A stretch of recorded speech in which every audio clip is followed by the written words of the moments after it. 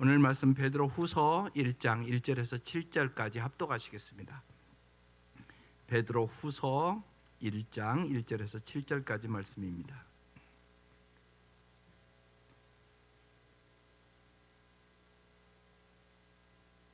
네, 시작. 예수 그리스도의 종이며 사도인 시몬 베드로는 우리 하나님과 구주 예수 그리스도의 의를 힘입어 동일하게 보배로운 믿음을 우리와 함께 받은 자들에게 편지하노니, 하나님과 우리 주 예수를 알므로 은혜와 평강이 너에게 더욱 있을지어다. 그의 신기한 능력으로 생명과 경관에 속한 모든 것을 우리에게 주셨으니 이는 자기의 영광과 덕으로서 우리를 부르신 이를 알므로 말미암음이라. 이로써 그 보배롭고 지극히 큰 약속을 우리에게 주사 이 약속으로 말미암아 너희가 정욕 때문에 세상에 썩어질 것을 피하여 신성한 성품에 참여하는 자가 되게 하려 하셨느니라. 그러므로 너희가 더욱 힘써 너희 믿음의 덕을, 덕의 지식을, 지식의 절제를, 절제의 인내를, 인내의 경건을, 경건의 형제 우애를, 형제 우애의 사랑을 더하라. 아멘. 이 앞에 화면이요, 이상이 있어서 보기가 힘드니까 한번 봐주세요. 오늘 세 번째 시간입니다. 성화의 세 번째 시간, 예수님의 성품을 닮아가는 사람. 한 사람의 인생에 영향을 끼치는 것이 성품입니다. 능력이나 재능은 한 사람의 삶을 어느 정도까지는 세워줍니다. 그러나 결국은 마지막 결정적인 영향을 주는 것은 성품입니다. 겸손함, 순수함, 따뜻함, 성실함, 긍정적인 자세, 책임감 같은 좋은 성품은 가정과 사회생활과 그리고 신앙생활 등 모든 영역에 큰 영향을 끼칩니다. 좋은 성품이 좋은 배우자가 되고요, 사회에서도 인정받고 교회 안에서도 좋은 신앙인이 되는데 큰 영향을 줍니다. 좋은 성품이 없으면 사역을 하면서도 어려움에 부딪히게 됩니다. 인생과 신앙에서 실패하고 무너지게 만드는 것은 많은 경우 잘못된 성품에서 오는 것을 봅니다. 그런데 이 성품은 오랜 시간을 지나오면서 형성되는 것입니다. 성품은 하루아침에 만들어지거나 바뀌지 않습니다. 성품은 조금씩 날마다 자라고 변화됩니다. 그래서 좋은 성품을 갖는 사람이 되기 위해서는 살아오면서 꾸준히 훈련하고 연습해야 합니다. 여러분은 정말로 날마다 내가 어떻게 하면 좋은 성품을 가질 수 있을까 생각하고 사십니까? 오늘 본문에 그것을 얘기합니다. 1절, 예수 그리스도의 종이며 사도인 시몬 베드로는 우리 하나님과 구주 예수 그리스도의 의를 힘입어 동일하게 보배로운 믿음을 우리와 함께 받은 자들에게 편지하노니. 이 베드로후서의 배경은요, 베드로가 이제 죽음을 앞두고 쓴 글입니다. 정말 눈물겨운 편지입니다. 아주 간절하게 쓰는 편지입니다. 독자는 누굽니까? 보배로운 믿음을 가진 자들이라고 오늘 본문에 써 있습니다. 이들의 형편은 어땠나? 거짓 교사들이 이 베드로 후서를 받는 성도들을 아주 방탕하게 만들었습니다. 그래서 이제 죽음이 가까워 오는데 성도들이 방탕하게 살으니까 아주 간절한 마음으로 눈물로 쓴 책이 베드로 전후서입니다. 2절에 하나님 우리 주 예수를 알므로 은혜와 평강이 너에게 더욱 많을지어다 말씀합니다. 여러분, 이게 참 중요한 맵입니다. 여러분이 예수님을 아는 만큼 여러분 은혜와 평강 속에 살아갈 수 있습니다. 그래서 예수를 아는 만큼 여러분이 행복해질 수 있습니다.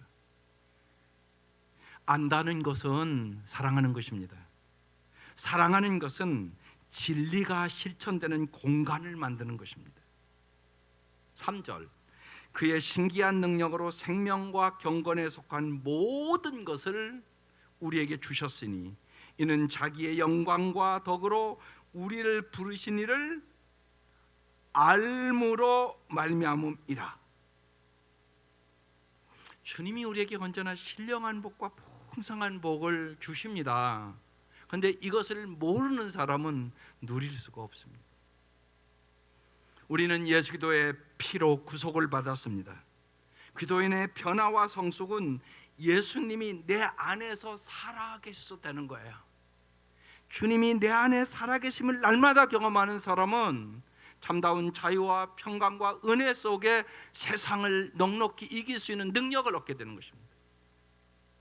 그래서 자꾸 말씀드리는 것입니다. 나는 죽고 예수로 살아야 된다고. 예수가 내 안에 살아계심을 날마다 경험하며 살아가야 되는 것이라고. 그래서 4절에 이로써 보배롭고 지극히 큰 약속을 우리에게 주사 이 약속으로 말미암아 너희가 정욕 때문에 세상에 썩어질 것을 피하여 신성한 성품에 참여하는 자가 되게 하려 하셨느니라.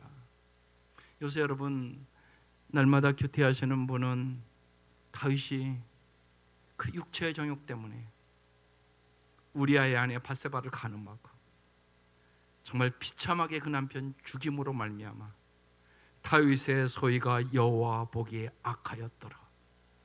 그래서 다윗의 인생이 얼마나 고통과 괴로움 속에 신음하는지 아마 요새 뚜렷하게 봤을 것이에요. 정욕 때문에 그의 인생이 정말 아들이 반란을 일으키고 눈물로 도망가고 이런 일들을 맞이하는 것을 말씀을 통하여 봤을 것이에요. 그래서 정말 주님은 우리가 정욕 때문에 세상에서 썩어질 것을 피하여 신성한 성품, 하나님의 성품에 참여하는 자가 되라고 오늘 이 아침도 부르신 것이에요. 정말 하나님의 이 성품, 좋은 성품이 되려면 구체적으로 어떻게 해야 될까요? 여러분 그거 다 알 거예요. 여러분 자녀들도 정말 내 자녀가 어떻게 하면 좋은 성품이 될 수 있을까? 여기에 여러분의 초점을 맞추셔야 돼요. 그건 다 아실 것이에요. 그래서 첫 번째로 좋은 성품을 키우기 위해서는요, 개인적인 노력이 필요해요. 오늘 말씀 4절 5절 다시 볼게요. 이로써 그 보배롭고 지극히 큰 약속을 우리에게 주사 이 약속으로 말미암아 너희가 정욕 때문에 세상에 썩어질 것을 피하여 신성한 성품에 참여하는 자가 되게 하려 하셨느니라. 그러므로 너희가 더욱 힘써, 이렇게 돼 있어요. 너희 믿음의 덕을 더게 지시고, 여기 더욱 힘써라는 이 원어가 모든 힘을 다해, 그런 뜻이에요. 좋은 성품을 키우기 위하여 모든 힘을 다해 열심히 힘써야 한다, 그런 뜻이에요. 여러분 저절로 되는 게 아니에요. 어려운 환경을 만날 때 끝까지 포기하지 않으려고 노력해야 돼요. 맡은 일에는 작은 일이라도 책임을 느끼고 성실하게 노력해야 돼요. 어떤 경우에도 내가 긍정적인 사고를 품으려고 노력해야 돼요. 다른 사람을 품고 이해하는 노력을 해야 돼요. 아름다운 성품은 저절로 만들어지지 않는다. 그래서 인생에 여러 가지 일들을 주세요. 다윗이 하나님 마음에 합한 사람, 저 인생의 고통을 다 겪고 되는 거예요. 그러니까 여러분 언제나 잊지 마셔야 돼요. 우리 인생에 여러 가지 어려운 일이 있어요. 그때마다 어떻게 생각해야 되냐? 하나님이 나를 정말 아름다운 성품으로, 하나님의 형상을 닮은 성품으로 회복시켜 주려고 그러는구나, 이렇게 해석을 하셔야 돼요. 삶과 사역을 하면서 이런 노력을 우리가 반복적으로 하면서 좋은 성품으로 바뀌게 되는 것이에요. 좋은 성품은 저절로 만들어지는 것이 아니다. 그래서 욥이 그 고난을 다 겪으면서 욥기 23장 10절이 여러분 잘 아는 말씀이잖아요. 나의 가는 길을 오직 그가 아시나니 그가 나를 단련하신 후에 내가 정금같이 나오리라. 아름다운 사람은 저절로 만들어지는 것이 아니에요. 그래서 여러분이 힘써 노력을 하셔야 되는 것입니다. 두 번째, 좋은 성품을 가지기 위해서는 신앙적인 훈련이 필요해요. 오늘 5절, 그러므로 너희가 더욱 힘써 너희 믿음의 덕의 지식을, 지식의 절제를, 절제의 인내를, 인내의 경건을, 경건의 영재우애를, 영재우애의 사랑을 더하라. 이게 지금 신앙 성숙의 계단이에요. 여러분 오늘도 이렇게 성전 올라오면서 계단을 따라 올라왔잖아요. 한 계단, 한 계단, 한 계단. 여러분의 신앙도 그 계단을 올라가야 된다는 사실을 꼭 아셔야 돼요. 볼게요. 먼저 믿음의 덕을, 아까 보배로운 믿음을 가진 자들에게 편지한다고 그랬어요.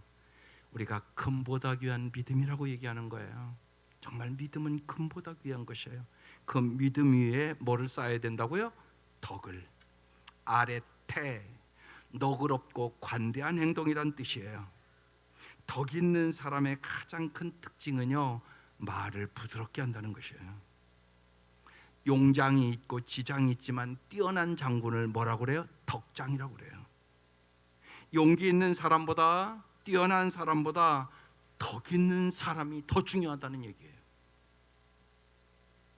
전혜성 교수가 이제 예일대 교수가 한국에서 일찍 유학 가서 된 분인데, 그 자녀들, 세 아들을 잘 길러서 미국에도 많은 영향력을 미친 예일대 교수예요.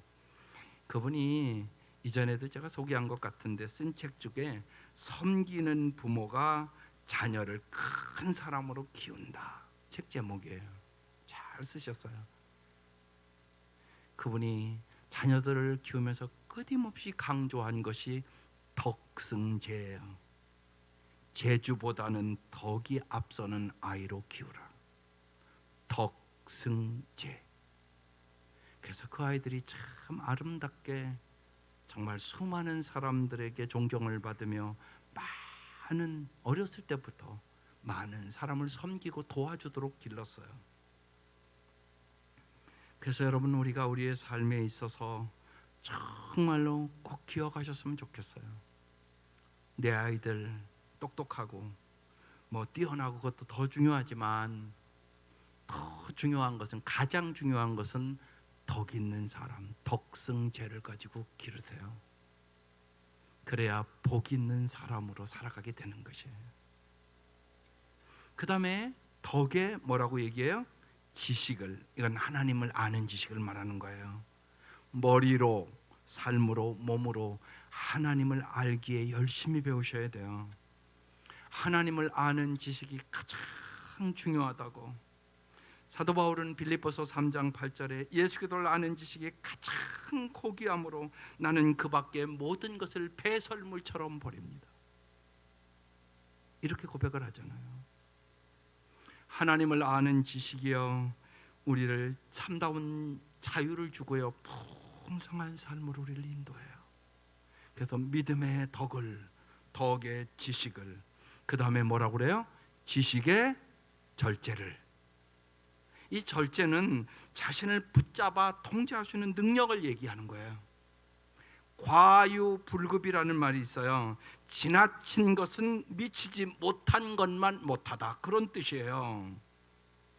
여러분, 생각도 말도 돈도 권력도 그 어떤 것이든 지나치면 불행을 자초해요. 다윗은요, 왕인데 처첩이 많고 어느 여자도 부르면 자기 여자가 될 수 있는 그 시대잖아요. 근데 왜 남의 아내를 데려다가 그 짓을 저질러요? 할 수 있다고 다 하지 말아야 되고요, 갈 수 있다고 다 가지 말아야 되고요, 쓸 수 있다고 다 쓰지 마셔야 돼요. 분명한 것은 절제하는 사람만 인생의 승리예요. 근데 이게 엄청나게 어려워요. 인간의 노력만으로 안 된다고 성경을 얘기해요. 그래서 성령의 열매 중에 하나가 절제예요. 사랑과 일학과 화평과 인내와 자비와 양성과 충성과 온유와 절제. 성령님을 의지해야만 여러분 절제할 수 있어요. 여러분 쉬운 얘기로요, 몸무게가 조금 나가는 사람은 음식 절제가 잘 돼요, 안 돼요? 미안합니다, 잘 안 돼요. 잘 안 돼요. 그렇죠? 여러분 잊지 마세요. 음식 절제 하나도 내가 잘 안 돼요. 성령님을 전적으로 의지하세요. 그래야만 우리는 절제 열매를 맺게 되고, 절제하는 사람만 인생에 승리하는 것이에요. 그 다음에 뭐라고 그래요?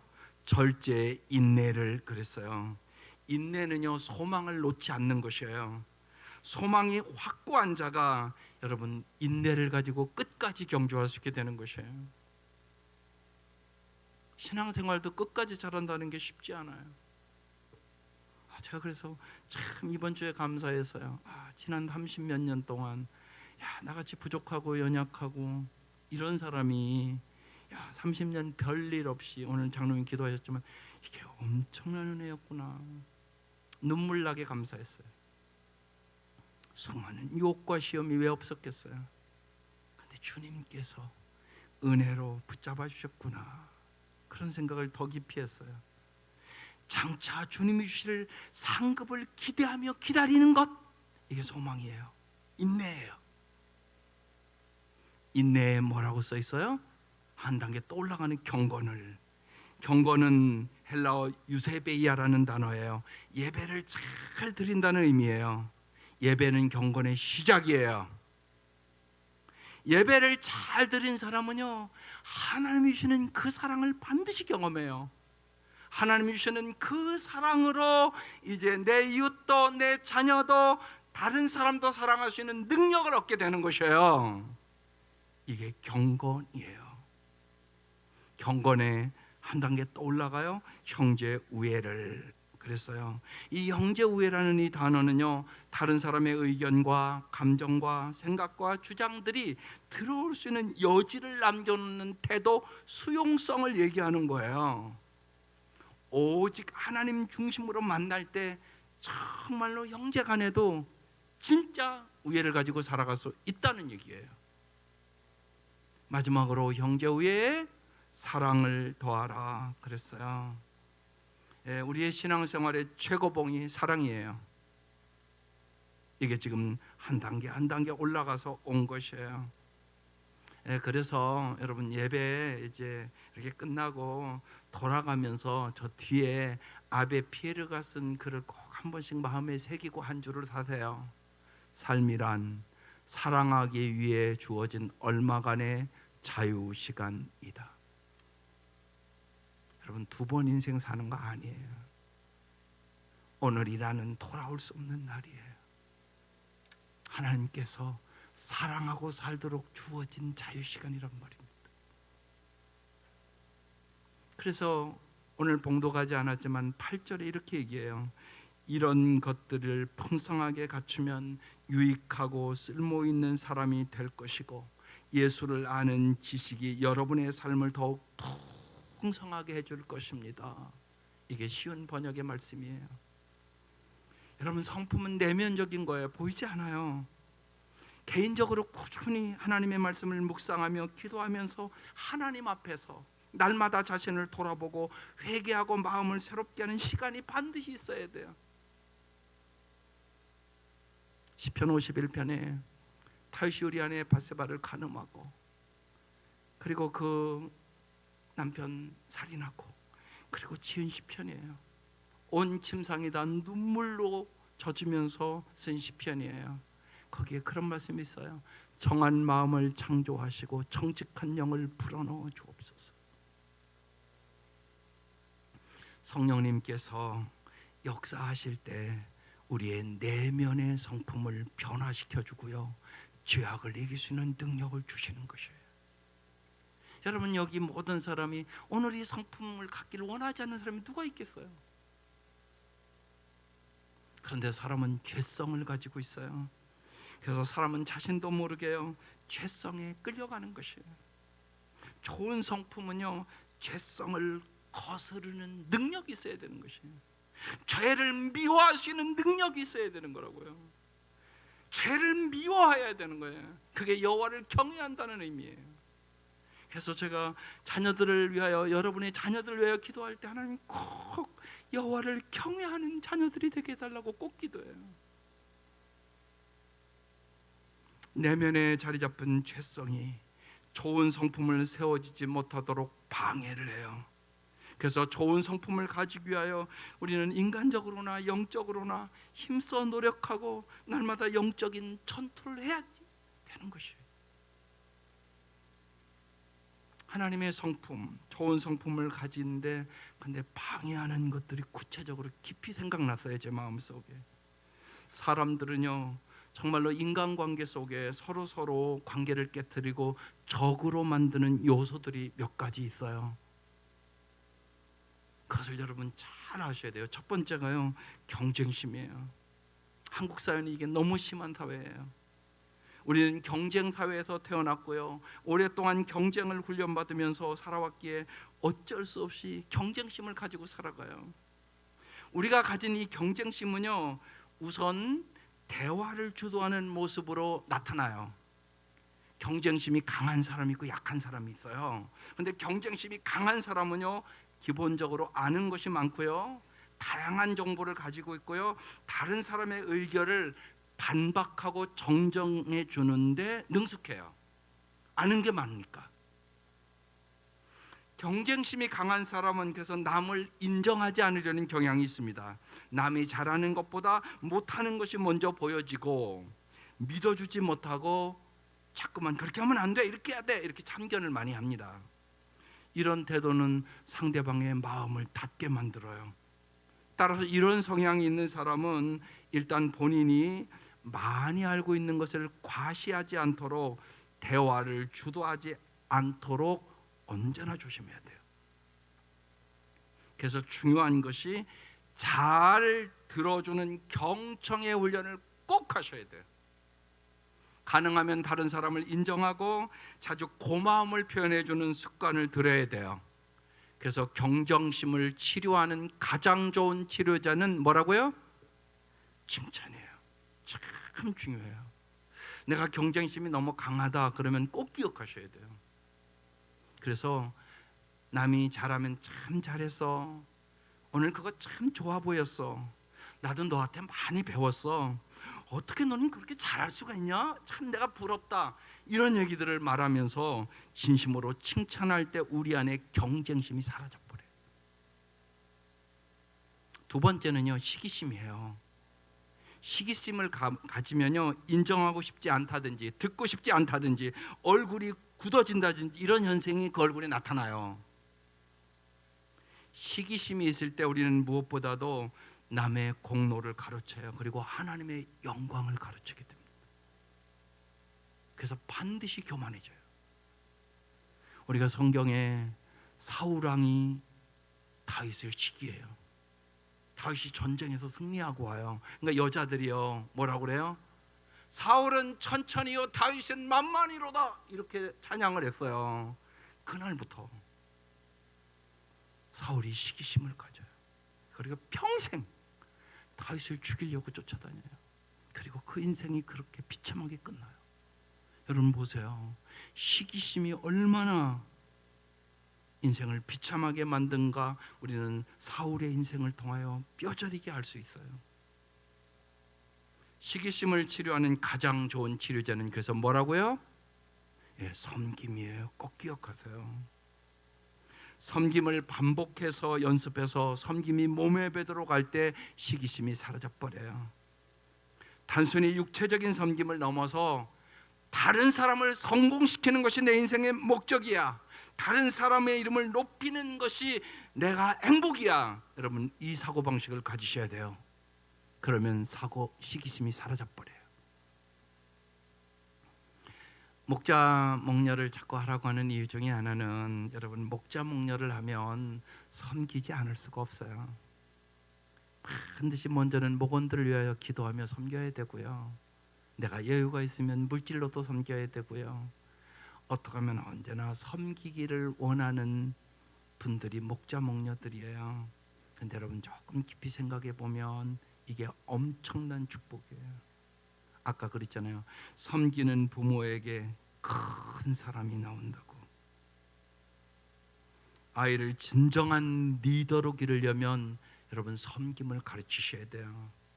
그래서요, 목자 목녀의 아이들은 그걸 보고 자란단 말이에요. 야, 우리 엄마 아빠가 저렇게 바쁜데도 남을 섬기려고 참 힘쓰네. 그래서 복의 통로가 되는 거예요. 여러분 잊지 마셔야 돼요. 여러분이 섬김의 삶을 살 때 진짜 으뜸되는 축복이 여러분의 가정에 흘러가게 되는 것이에요. 세 번째가 상처예요. 어린 시절에 상처가 있어서 그것으로 인하여 좋은 성품이 만들어질 수 없게 되는 거죠. 특별히 상처는 우리에게 자기 방어의 기제를 만들어요. 예를 들어 어떤 일이 생기면 일단 자리를 피한다거나, 또한 무조건 좋게 그리고 그 자리를 모면하려고 한다거나, 근본적인 문제를 해결하려고 하지 않는 분들이 많아요. 또한 화를 내거나 공격적인 성향을 보이게 돼요. 내가 불편한 어떤 사태를 벗어나기 위해서 나만이 가지고 있는 방어 기제가 사람은 다 있어요. 물론 상처가 없는 사람은 없어요. 따라서 그 상처들이 나를 지금 어떤 사람으로 만들어 놓았는지를 여러분 반복해서 점검하고 고치셔야 돼요. 우리 다 상처 받았어요. 근데 그 상처가 나를 지금 어떤 사람으로 만들었는가를 여러분 자아 성찰을 하라는 얘기예요. 성령의 치료하심을 반드시 구하셔야 돼요. 상처를 치료하는 가장 좋은 치료제는 성령 충만이에요. 성령님은요, 우리의 내적인 문제를 정확하게 알고 계세요. 그래서 성령님은 우리의 내적인 상처를 치료해 주시는 분이세요. 또 하나, 열등감이에요. 사람은 누구나 어느 정도의 열등감을 가지고 살죠. 열등감은 여러 가지 부정직한 모습으로 나타나지만 그 중에 대표적인 것이 핑계와 책임 회피예요. 일이 잘못됐을 때 핑계를 대거나 내 잘못이 아니라 너 때문이라고 그렇게 살아요.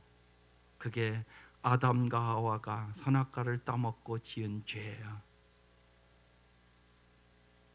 핑계와 책임 회피. 열등감을 치료하는 가장 좋은 치료제는 책임을 질 줄 아는 사람이 되는 것이에요. 잘 생각하세요. 경쟁심, 시기심, 상처, 열등감, 이것은 좋은 성품을 방해하는 구체적인 여러분의 삶의 요소들이에요. 신앙의 훈련으로, 성령의 능력으로 이것들을 제거하셔야 돼요. 다 있어요, 우리에게. 세 번째로요, 좋은 성품을 가지기 위해서는 세워주는 사람이 필요해요. 성품의 변화는 삶의 길에서 평생에 걸쳐 훈련해야 되는 거예요. 근데 혼자서 그런 훈련과 싸움을 하기는 쉽지가 않아요. 쉬운 얘기로요, 보세요. 내 뒤통수를 내가 못 보잖아요. 그래서 언제나 나를 좀 잡아주고 나를 세워주는 사람이 필요해요. 바른 길을 제시해주고 잘못을 잡아주고 때로는 격려하고 기도해 줄 사람이 꼭 필요한 것이에요. 그걸 잊지 마셔야 돼요. 혼자 잘할 수 있는 사람은 없다. 교회 식구들에게는 목장 식구들이 있고요, 또 목자가 있고 목녀가 있고 사역자가 있어요. 서로 도움을 잘 받으세요. 사역자에게도요, 자신을 돌아보게 해주고 자신을 위해 기도해 줄 동역자가 꼭 필요해요. 제가 그래서 그랬다는 거예요. 여러분의 기도로 내 30몇 년 동안의 사역이 별탈 없이 왔구나, 이 생각을 깊이 했다고요. 이번 주에 감사합니다. 또한 믿음의 배우자나 믿음의 친구가 꼭 필요한 것이에요. 자신의 성품의 연약함을 나누고 정말 기도하는 목장 공동체가 되기를 간절히 바라요. 성품은 개인적인 힘쓴 노력과 신앙적인 훈련과 세워주는 사람, 이 세 가지가 있을 때 우리는 좋은 성품으로 세워지고 하나님의 형상을 담는 아름다운 변화의 역사가 일어나게 되는 것이에요. 여기서 제가 이제 설교를 끝내려고 준비를 하고 기도를 하는데 하나님이 주는 음성이 있었어요. 그게 네 번째예요. 성품과 함께 과업 성취도 중요하다고 주님이 말씀하셨어요. 성품은 우리의 인생에 너무도 중요해요. 하지만 예수님의 생애를 묵상해 보면 과업 성취도 성품만큼 중요하다는 사실을 깊이 깨달았어요. 그게 요한복음 17장 4절 말씀을 주셨어요. 나는 아버지께서 내게 하라고 맡기신 일을 완성하여 땅에서 아버지께 영광을 돌렸습니다. 이 말씀이었어요. 가장 아름다운 삶은 예수님을 닮은 성품을 통해서 하나님이 맡기신 과업을 성취하는 것이에요. 성품이 결여된 성취는 위험해요. 기초 없이 세운 집과 같기 때문에 그래요. 성취를 위하여 꼭 필요한 것은 지혜예요. 예수님은 아름다운 성품과 지혜를 통하여 하나님 아버지의 일을 온전히 이루셨어요. 이때 중요한 것은 균형이에요. 성품과 성취는 함께 균형을 이루어가야 되는 것이에요. 여러분도 어렸을 때, 특별히 중학교 때 읽어본 것 같아요. 큰바의 얼굴이라는 그 너세니얼 호손이 쓴 그 단편 소설을 아마 거의 다 읽어보셨을 것이라고 생각해요. 미국의 작은 마을, 이곳에 큰 바위 얼굴이라 불리는 거대한 얼굴 모양의 바위산이 있었어요. 이 마을에 사는 평범한 주인공인 어니스트는 어린 시절 이 바위산을 보고 자랐어요. 그리고 그 어머니가 저 바위산에 저 얼굴과 같은 사람이 꼭 이 마을에 올 것이라고 얘기를 했어요. 그래서 어린 시절부터 이제 청년, 장년, 노년에 이르기까지 평생을 살면서 큰 바위 얼굴과 닮은 인물이 나타나기를 기다려요. 그러면서 4명을 만나요. 첫 번째, 소년기에 만난 사람은요, 돈 많은 재력가를 만나요. 근데 그 사람을 만나서 보니까 영악하고 탐욕스러운 인생에다가 국어가라는 거지에게 동전을 함부로 던져주는 모습을 봤어요. 그리고 실망을 했어요. 그때 그 큰 바위 얼굴에서 이런 음성이 들려오는 것 같았어요. 실망하지 말아라. 반드시 나타날 것이다. 그리고 용기를 가져요. 세월이 흘러서 청년이 됐어요. 목수로 지내면서 일을 돕고 있는데 두 번째 인물을 만나요. 유명한 장군을 만났어요. 어니스트는 그에게 강한 의지와 힘은 볼 수 있었지만 그에게서 자애와 지혜와 긍휼은 볼 수가 없었어요. 그래서 또 실망했어요. 근데 큰 바위 얼굴이 실망하지 말아라. 언젠가 때는 반드시 올 것이다. 그렇게 말해서 용기를 가졌어요. 세월이 흘러서 작년이 됐어요. 어니스트는 결혼도 하고 가정을 꾸미고 목소리를 계속하고 있었는데 그가 만난 세 번째 인물은 성공한 정치가였었어요. 그를 만났어요. 큰 바위 얼굴의 장엄함이나 위풍, 신과 같은 위대한 사랑과 같은 표정보다는 권력과 명예욕에 찌든 그 인생을 봤어요. 그리고 또 실망했어요. 큰 바위 얼굴은 반드시 나타날 것이니 용기를 잃지 말라고 얘기를 했어요. 어느덧 노년기가 됐어요.